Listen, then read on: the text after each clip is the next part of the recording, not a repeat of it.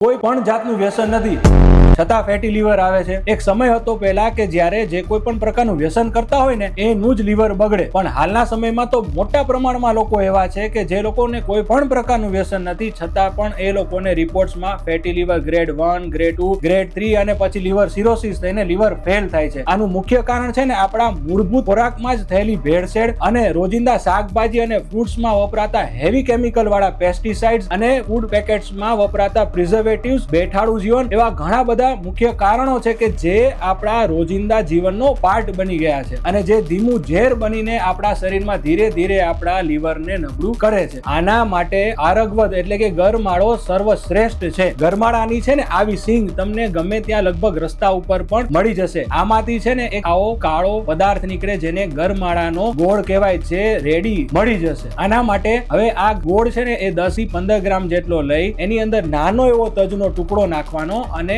2 cup પાણી નાખી ઉકાળીને 1 cup થાય ને એટલે ગાળીને આને પી લેવાનું। આ લીવર ડિટોક્સ કાઢો છે ને વીકમાં 1 વખત મિનિમમ રાત્રે સૂતા પહેલા લેવું જ। અને જે લોકોને ફેટી લીવર આવી ગયું છે એ લોકોએ સળંગ 3 મહિના આ લીવર ડિટોક્સ કાઢો પી અને પછી પોતાના રિપોર્ટ કરાવી અને કમ્પેર કરવા અને શક્ય હોય તો અને બિફોર આફ્ટર રિપોર્ટ્સ અમને ખાસ અમે પોસ્ટ કરજો। આ લીવર ડિટોક્સ કાઢો એ સારામાં સારું બ્લડ ડિટોક્સિફાયર પણ હોવાથી આપણી સ્કિન પણ ખૂબ જ સારી અને તેજસ્વી થશે અને લીવર તો બેસ્ટ થશે જ। સર્વદા મંગલમ ભવે।